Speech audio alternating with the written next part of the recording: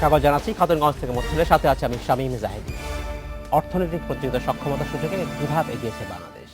বিশ্ব অর্থনৈতিক ফোরামের এই সূচকে বাংলাদেশের অবস্থান এখন 107। দুর্নীতি, অবকাঠামো সমস্যা এবং রাজনৈতিক স্থিতিশীলতার অভাবে বাংলাদেশ কাঙ্ক্ষিত মাত্রায় এগোতে পারছে বলে মনে করছেন বেসরকারি গবেষণা সংস্থা সিপিডি। আজ আমরা আলোচনা করব প্রতিযোগিতার সূচকে সক্ষমতার সূচক। এ নিয়ে আলোচনা করতে আমার সাথে স্টুডিওতে রয়েছেন ঢাকা চেম্বারের সাবেক ঊর্ধ্বতন সহসভাপতি এবং ম্যাক্স গ্রুপের ব্যবস্থাপনা পরিচালক নেসার এম খান এবং সিপিডির জ্যেষ্ঠ গবেষণা সহযোগী কিশোর কুমার বসাক। তবে মূল আলোচনা যাবার আগে দেখে নেব একটি প্রতিবেদন। বিনিয়োগ ও ব্যবসা করার পরিবেশ কতটুকু ভালো কিংবা বাধাগুলো কি এমন সব প্রশ্নের ভিত্তিতে জরিপ করে তৈরি হয় প্রতিযোগিতা সক্ষমতার সূচক। বিশ্ব অর্থনৈতিক ফোরামের পক্ষে বাংলাদেশের 56 জন ব্যবসায়ীর ওপর এই জরিপ চালিয়েছে সিপিডি। এর ফলাফলে দেখা গেছে 2014 সালে দেশের অর্থনৈতিক সক্ষমতা আগের বছরের চেয়ে ভালো ছিল। এ কারণেই সূচকে 2 ধাপ এগিয়েছে বাংলাদেশ। বাংলাদেশ এবছর যে 2 ধাপ অগ্রগতি করলো, এটি অবশ্যই একটি লক্ষণীয় অগ্রগতি বলতে হবে। এই অগ্রগতির পিছনে যেটি গুরুত্বপূর্ণ সেটি হলো বাংলাদেশের কিছু অবকাঠামো গুরুত্বপূর্ণ যে সূচকগুলো তার কোনোটিতে বাংলাদেশ উন্নতি করেছে। তবে প্রতিযোগী অনেক দেশের তুলনায় বাংলাদেশের অগ্রগতি তেমন ভালো নয়। দক্ষিণ এশিয়ার 4টি দেশের অগ্রগতি বেশ ভালো। ভারত 71তম অবস্থান থেকে পৌঁছেছে 55 নম্বরে। 73 থেকে শ্রীলঙ্কার নতুন অবস্থান 68, আর 2 ধাপ এগিয়ে নেপালের অবস্থান 100। বাংলাদেশের পেছনে আছে কেবল পাকিস্তান। 3 ধাপ এগিয়ে দেশটির অবস্থান এখন 126। সেক্ষেত্রে বাংলাদেশের অগ্রগতি আসলে কাঙ্ক্ষিত মাত্রায় হচ্ছে না বলছে সিপিডি। দক্ষতা সূচক যেগুলো, এটার ভিতরে আর্থিক খাত রয়েছে, এটার ভিতরে শিক্ষা রয়েছে, এটার ভিতরে বাজার দক্ষতা রয়েছে। এই বিষয়গুলোতে কিন্তু আমরা গত বছরের থেকে পিছিয়ে গেছি। বিশ্বের 140টি দেশের অর্থনৈতিক অবস্থান বিশ্লেষণ করে এ প্রতিবেদন তৈরি হয়েছে। এতে দেখা গেছে তালিকার শীর্ষ 3টি অবস্থানে কোনো পরিবর্তন আসেনি। সুইজারল্যান্ড, সিঙ্গাপুর আর যুক্তরাষ্ট্র আছে যথাক্রমে। Shaon Hasnat, independent news, Dhaka. দেখলাম প্রতিবেদনটি আমরা। জনাব নেসার এম খান এবং জনাব কিশোর কুমার বসাক, আপনাদেরকে স্বাগত জানাচ্ছি অনুষ্ঠানে। কেমন আছেন আপনারা? Thank you. ভালো। জনাব বসাক, আপনাকে দিয়ে প্রথম প্রশ্ন শুরু করতে চাই। যে গবেষণা আপনারা করেছেন, যে সার্ভে করেছেন, তার ফলাফলে বলা হচ্ছে যে বাংলাদেশ অর্থনৈতিক সক্ষমতা সূচকে এগিয়েছে গত বছরের তুলনায়, কিন্তু কাঙ্ক্ষিত লক্ষ্যমাত্রা অর্জন করতে পারেনি। এবং এক্ষেত্রে বেশ কিছু সূচকের কথা বলছেন যেখানে আমরা আসলে খারাপ করেছি। সেই সূচকগুলো একটু আপনি বলবেন যে কোন জায়গাটা আসলে আমাদের ঘাটতি ছিল কাঙ্ক্ষিত লক্ষ্য পৌঁছাবার জন্য।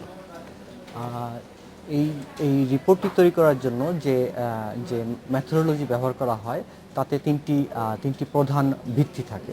আচ্ছা, প্রধান ভিত্তি প্রথমটা হচ্ছে যে মৌল ভিত্তিগুলো, একটা দেশের জন্য মৌল ভিত্তিগুলো যে প্রয়োজন। দ্বিতীয়টি হচ্ছে যে দক্ষতা বৃদ্ধির যে উপাদানসমূহ, আর তৃতীয় হচ্ছে যে উৎকর্ষ সাধনের জন্য যে উপাদানসমূহ।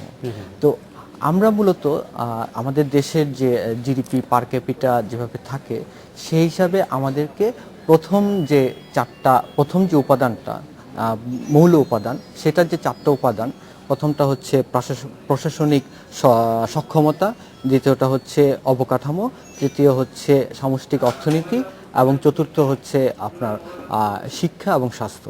এই 4টা বিষয়ে আমাদের উন্নতি করা খুবই প্রয়োজন। আচ্ছা। এই 4টা বিষয়ে আমরা যত তাড়াতাড়ি উন্নতি করতে পারবো, আমাদের অগ্রগতি আরও তাড়াতাড়ি হবে। তো সেটাই আমাদের সিপিটির মূল কথা ছিল যে আমরা যতটুক সামর্থ্য আছে আমাদের, সেই পরিমাণ আমরা এগোতে পারিনি এখনো। ধন্যবাদ। আমি আপনাকে ফিরে আসবো জনাব বসাক। জনাব নেসার, বিশ্ব অর্থনৈতিক ফোরামের যে জরিপের আলোকে সিপিডি যে জরিপ করেছে, সেখানে জরিপে বলা হচ্ছে যে আমরা গত বছরের তুলনায় ভালো করেছি, 2 ধাপ এগিয়েছি। এটা হচ্ছে গবেষণা ফলাফল, সার্ভের ফলাফল।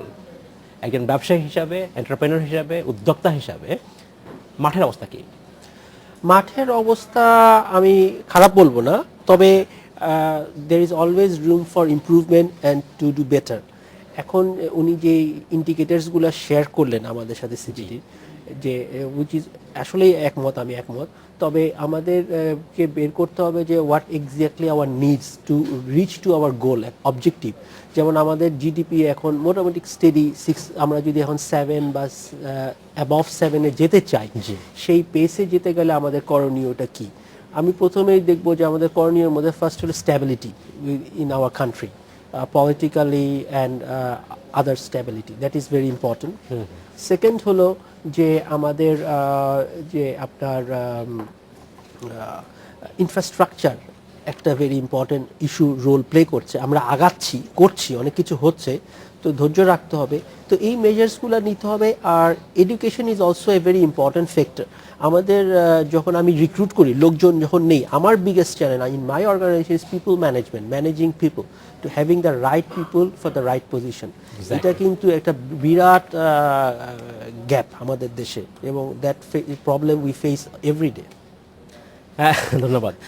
জনাব বসাক, আপনার কাছে জানতে চাচ্ছি যে বাংলাদেশ ভালো করেছে, কিন্তু বাংলাদেশের যেসব প্রতিবেশী দেশ, দক্ষিণ এশিয়ার অন্যান্য দেশ বাংলাদেশের তুলনায় বেশি ভালো করেছে। So, তাদের বেশি ভালো করাটা কি আসলে আমরা প্রতিযোগিতা সক্ষম থেকে বেশি পিছিয়ে গেলাম কিনা?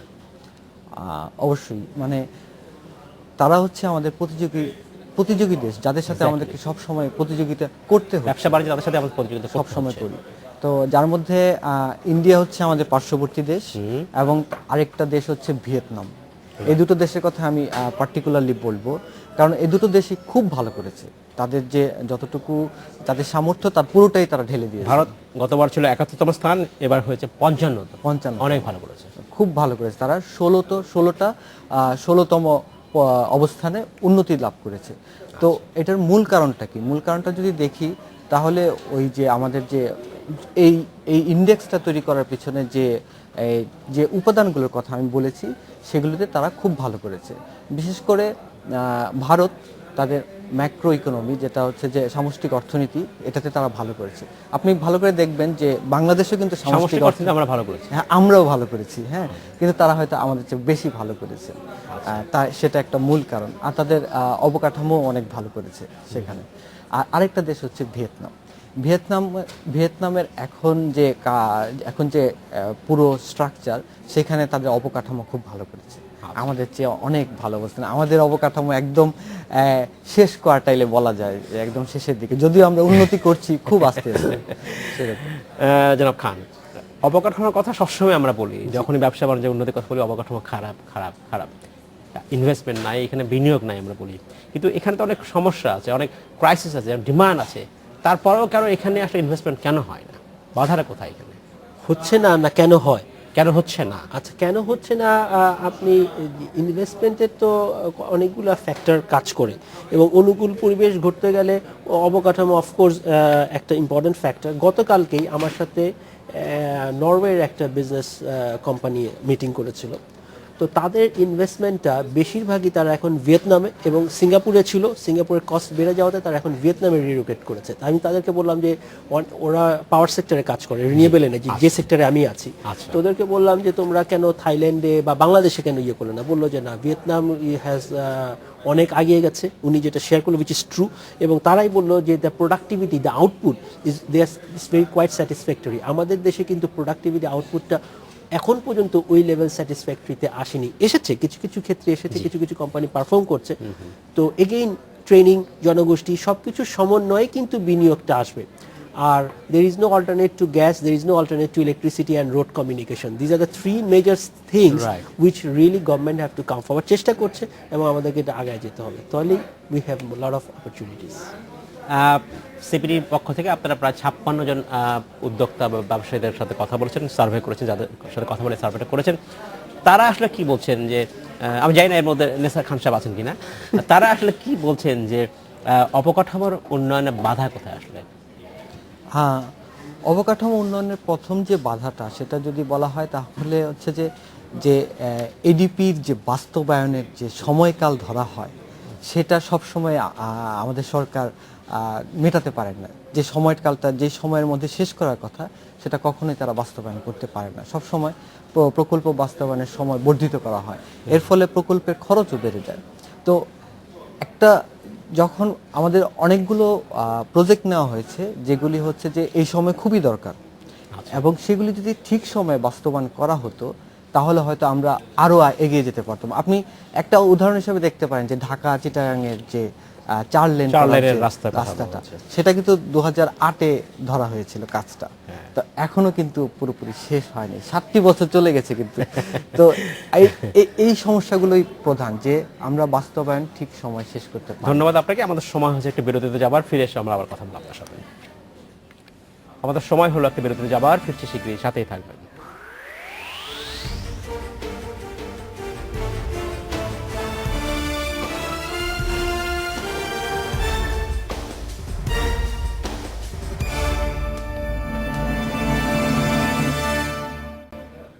স্বাগত আরেকবার খাতুনগঞ্জ থেকে মতিঝিলে। আজ আমরা আলোচনা করছি প্রতিযোগিতার সক্ষমতার সূচক। এ নিয়ে আলোচনা করতে আমাদের সাথে স্টুডিওতে রয়েছেন ঢাকা চেম্বার অফ কমার্সের প্রাক্তন ঊর্ধ্বতন সহসভাপতি এবং ম্যাক্স গ্রুপের ব্যবস্থাপনা পরিচালক নেসারেব খান এবং সিপিডির জ্যেষ্ঠ গবেষণা সহযোগী কিশোর কুমার বসাক। যেটা বসাক এবং যেটা খান, আপনাদেরকে স্বাগত জানাচ্ছেন আরেকবার। যেটা খান, বিরতিতে যাবার আগে কথা বলছিলাম, যেখানে যেটা বসাক বলছিলেন যে আমাদের দেশে যেসব প্রজেক্ট মানে হয়, সেটা ইমপ্লিমেন্টেশন ঠিকমতো হয় না, টাইমলি হয় না, দেরি করে হয়। মানে ইনফ্রাস্ট্রাকচার কথা যখন বলছেন আপনি, তো এই ইনফ্রাস্ট্রাকচার উনি যেটা আসলে বলছিলেন বা সবগুলোই হচ্ছে মূলত সরকারি ব্যবস্থাপনা না, যেহেতু অ্যানুয়াল ডেভেলপমেন্ট প্রোগ্রামের কথা বলা হচ্ছিল। কিন্তু বারবার কিন্তু বলা হচ্ছে যে এখন আমরা ইনফ্রাস্ট্রাকচারে পিপিপির কথা বলা হচ্ছে, প্রাইভেট পাবলিক পার্টনারশিপকে উৎসাহিত করা হচ্ছে। তাহলে কেন এইসব জায়গায় প্রাইভেট এবং পাবলিকের যে ইনভেস্টমেন্ট হওয়ার কথা একসাথে, পিপিপি, সেটা কার্যকর হচ্ছে না কেন? ঘাটতি আছে, প্রয়োজন রয়েছে, ডিমান্ড রয়েছে, সেখানে কেন তাহলে বিনিয়োগটা নেই? ধন্যবাদ। অ্যাকচুয়ালি অনেকগুলা ফ্যাক্টরস কাজ করছে। যেমন আমরা যদি বলি, যেমন চিটাগাংয়ে যে 4 লেন যে প্রজেক্টটা হলো, সেটা বিলম্ব হয়েছে অনেকগুলা কারণে। আপনি দেখবেন যে এখন তারপরে যে ফ্লাইওভারটা হলো, যাত্রাবাড়ি ফ্লাইওভার, সেটাও কিন্তু অনেকগুলা বিলম্ব।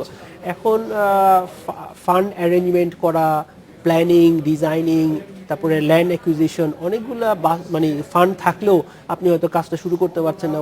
ওইখানে যে ইনফ্রাস্ট্রাকচার বা লোকাল যে লজিস্টিকগুলো আমাদের প্রোভাইড করতে হবে, বা ল্যান্ড অ্যাকুইজিশন করতে হবে, বা যারা ওই এলাকায় থাকে তাদেরকে যদি অন্য জায়গায় রিট্রেঞ্চ করতে হয়, তাহলে এই ব্যবস্থাপনাগুলা একটু ধীর গতিতে চলে বিভিন্ন প্রশাসনিক জটিলতা, বিভিন্ন কারণে।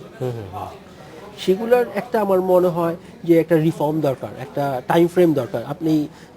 আমি যখনই চায়নায় যাই, একটু উদাহরণ দিই, আমি দেখি যে প্রতি 3-4 মাস পর আমি find something new, even same প্লেসে, যে রোড, মানে একটা টার্গেট থাকে, টাইম ফ্রেম বাধা দেওয়া থাকে, এবং আইন ওইভাবেই ফলো করে যে ইয়েস এটা করতে হবে। কারো বাসার উপর থেকে যদি রাস্তা যেতে হয়, he will be রিলোকেটেড, he will be compensated duly. এখন আমরা হয়তো কারো জায়গাটা নিলাম, তার কম্পেনসেশনটা হয়তো পেতে সময় লাগলো। তো ওই সিনক্রোনাইজেশনগুলোও ঠিক থাকতে হবে যে ইয়েস আমি এতদিন একটা কাজ করব, আমার কি কি দরকার সেই কাজগুলো করার জন্য, যে কাউকে রিলোকেট করতে হবে, কম্পেনসেট করতে হবে, হাউ মাচ ইট ইজ, এবং কতদিনে করব, সেই টাইম বাধা ধরা যদি আমরা আগাই, তাহলে কিন্তু প্রজেক্টগুলো তাড়াতাড়ি হয়। তো তখনই কিন্তু আপনার ইনভেস্টমেন্টগুলো আসবে, তখন উৎসাহিত হবে। আর তখনই যদি দেখে যে বিলম্ব হচ্ছে একটা প্রজেক্টে, তাহলে কিন্তু কস্ট বেড়ে যায়, প্রজেক্টের কস্ট কিন্তু অনেক বেড়ে যায়। যেই বাজেটে আপনি কাজ করার কথা, দেখা গেল যে তার 20-30-40% কস্ট বেড়ে গেল, তো how can it be viable, তাই না? এমনি কোনো নীতিগত কোনো প্রণোদনার ব্যাপার আছে কিনা, যে বা রিটার্ন অন ইনভেস্টমেন্টের বিষয়গুলো পরিষ্কার আছে? Yes, of course it is. এই ধরনের প্রজেক্টগুলোর রিটার্ন অন ইনভেস্টমেন্ট দীর্ঘমেয়াদী। আপনি দেখেন বিদ্যুৎ খাতে প্রচুর কিন্তু প্রাইভেট ইনভেস্টমেন্ট আসতেছে, এবং তারা উইলিং। আমি কিন্তু এই সেক্টরে যেহেতু কাজ করি, গত 2-3 দিন ধরে কয়েকটা ফোরাম সেমিনার ছিলাম, এবং স্পেন থেকে, জার্মানি থেকে, নরওয়ে থেকে, বিভিন্ন দেশের, চায়না থেকে তারা কিন্তু আসছে। এবং পিডিবিতে যখন আমরা মিটিংয়ে যাই, সবাই ইন্টারেস্ট, আগ্রহ প্রকাশ করে। যেমন আমরা সোলার পাওয়ার প্লান্টের জন্য আমরা গভর্নমেন্ট একটা অফার দিচ্ছে, যে unsolicited offer, whoever wants to come. তো দেখা গেল যে প্রায় 25-30টা ফরেন জয়েন্ট ভেঞ্চারে অ্যাপ্লিকেশন জমা পড়েছে। তার মানে কি, যে ওখানে ইনশিওর যে পেমেন্টগুলো পাবে, প্রফিটেবল, ভায়াবিলিটি সব কিছুই। তো এখন যদি রিটার্ন অন ইনভেস্টমেন্ট যদি প্রপার ভায়াবল না হয়, তাহলে কিন্তু উদ্যোক্তারা আগে আসবে না to come and invest in that particular sector. Absolutely, ধন্যবাদ জনাব খান। আমি আপনার কাছে ফিরে আসবো। জনাব বসাক, আপনার কাছে জানতে চাচ্ছি যে গবেষণা করেছেন, যে সমীক্ষা করেছেন আপনারা, সেখানে বলা হচ্ছে যে দুর্নীতি একটা আরেকটা বড় সমস্যা। এখানে যাদের আপনারা সাক্ষাৎকার নিয়েছেন, যেসব ব্যবসায়ীদের, তারা একটা কী ধরনের দুর্নীতির কথা বলছেন, যেখানে তারা ব্যবসা প্রতিযোগিতার সক্ষমতাকে পিছিয়ে দিচ্ছে বাংলাদেশকে? আমাদের যে সমীক্ষা আছে, সেখানে ব্যবসায়ীদেরকে জিজ্ঞেস করা হয় 15টি অসুবিধা হচ্ছে ব্যবসা চালানোর জন্য, সেরকম 15টি অসুবিধাকে র্যাঙ্কিং করার জন্য। তো এবার দেখবেন যে দুর্নীতি 1 নম্বরে চলে এসেছে গত বছর। এবং কি ধরনের দুর্নীতির কথা তারা বলেন সেই ব্যাখ্যাটা কি সে এখানে যেটা বলা হয়েছে সেটা হচ্ছে যে বিভিন্ন ব্যবসায়িক কাজে যে ঘুষ দেওয়ার যে প্রবণতা থাকে সেই কথাটা বলা হয়েছে। যেমন হচ্ছে যে আমদানি এবং রপ্তানি করার সময় যে ওই সময় কিছুটা ঘুষ দেওয়ার ব্যাপার থাকে, ট্যাক্স দেওয়ার সময় সেখানে ট্যাক্স লুকোচুরি করার জন্য ঘুষ দেওয়ার ব্যাপার থাকে, তৃতীয়ত ইউটিলিটি বিলের সময় সেখানেও ঘুষ দেওয়ার কথা বলা হয়েছে। ব্যবসায়ীরা বলছেন তারা এই সমস্যাটা বোধ করেন। এই সমস্যাটা এই প্রশ্নপত্রে দেওয়া আছে যে এই কোশ্চেনগুলো, এবং সেখানে তারা সমস্যা না, এখানে ঘুষ দেওয়ার প্রবণতা লক্ষ্য করেন তারা, এবং তাদেরকে ঘুষ দিতে বাধ্য হয়। জনাব খান, আপনি কি বলছেন? না, এখন এটা তো একটা প্র্যাকটিস হয়ে গেছে, অ্যান্ড মানে it's part of your expenses in your cost of doing business. হ্যাঁ, তো আমি একটু ঘুরিয়ে বলি, হয়তো আপনি ব্যবসায়ী হিসেবে বলছেন যে সরকারি প্রতিষ্ঠানের কাছ থেকে এক্সপেক্ট করা হয় আমরা একটা স্পিড মানি দেব বা ঘুষ যাই বলেন দেব, Actually, কিন্তু এটাও তো ঠিক। ব্যবসায়ীদের দিক থেকেও অনেক সময় তারাও দুর্নীতির আশ্রয় নিতে চান, তারাও হয়তো ট্যাক্স ফাঁকি দিতে চান, তারা বলেন যে আমি 100 টাকা ট্যাক্স না দিয়ে আমি 50 টাকা দিতে চাই, কি করতে হবে? আপনার সাথে একমত, এবং actually it's a mutual understanding, এবং জিনিসটা হচ্ছে যে নট নেসেসারি যে সব গভর্নমেন্ট এবং সরকারি প্রতিষ্ঠানে এই সেম প্র্যাকটিস চালু আছে, আবার সব ব্যবসায়ী এবং খারাপ সেটাও নয়। সেটাও না। এবং অনেক কাজ আমরা করেছি প্র্যাকটিক্যালি আমার বিজনেসে এসে বিভিন্ন সরকারের সাথে কাজেও, যে সেখানে আমরা not a single penny extra we had spend, but of course there are cases we had to do it, but সেটা বলার উদ্দেশ্য হলো যে বুঝতে হবে এবং তবে সহজতর করতে হবে। অনেক সময় হয় কি যে আমরাও ভয় পেয়ে যাই, যে যেমন এখন যদি কোনো ব্যবসা কিন্তু আপ এন্ড ডাউন থাকে, খারাপ হয়। আমি গত বছর খুব ভালো ইনকাম করলাম, ভালো ট্যাক্স দিলাম, এই বছর কিন্তু আমার খারাপ হতে পারে, আমি কম ট্যাক্স দিলাম। এখন সেটাকে আমাকে বলবো কেন তুমি এই বছর কম দিলা, জবাব দিতে দাও, তোমার কাগজ দেখতে হবে, কি দেখতে হবে, বাট ওই ট্রাস্ট, ওই জিনিসটা থাকতে হবে, ওই ট্রান্সপারেন্সিটা থাকতে হবে। এখানে তখনই ভয় পায়, তখনই এই যে হিডেন এই ধরনের জিনিসপত্রগুলো চলে আসে। তাহলে সুশাসন একটা বড় অভাব। এই বিষয়টা কি আসলে ব্যবসায়ীরা কিভাবে বলছেন বা আপনারা কিভাবে দেখছেন? সুশাসনের ব্যবসায়ীরা যেভাবে তারা তাদের মন্তব্য দিয়েছেন এই জরিপের কোশ্চেনিয়ারে, সেখানে তারা প্রথম যে জিনিসটা বলেছেন যে আমাদের যে রাজনীতিবিদগণ আছে তাদের প্রতি আস্থার অভাব কম বোধ করছেন। আরেকটা হচ্ছে যে আমাদের যে প্রাতিষ্ঠানিক অথবা সংসদের যে কার্যকলাপ, সেখানেও তারা আস্থা কম বোধ করছেন। রাজনীতিবিদদের মধ্যে যে আস্থা, সেটা তাদের বেশি প্রয়োজন বলে ব্যবসায়ীরা মনে করছেন। আজকে শেষ করতে হচ্ছে। জনাব খান, আপনি কি একমত কিনা আমার সাথে, বা সার্ভিস 100% একমত না পুরাটা, বাট টু সাম এক্সটেন্ট ইয়াস। এখানে জিনিসটা হলো টিম ওয়ার্ক। এখানে আমি businessman, we are all citizen of the country. Exactly, আমরা দেশের নাগরিক, একটু সম্মিলিত হবে, একজনকে দোষারোপ করতে পারি না। জনাব খান, ধন্যবাদ। সবাই একসাথে কাজ করতে হবে। জনাব বর্ষাকে আপনাকে অসংখ্য ধন্যবাদ। শেষ করতে হচ্ছে আজকের মতোই। এই ছিল আজকের মধ্যে খতনগঞ্জ থেকে মত ছেলে। আমাদের সাথেই থাকবেন, দেখা হবে আবার।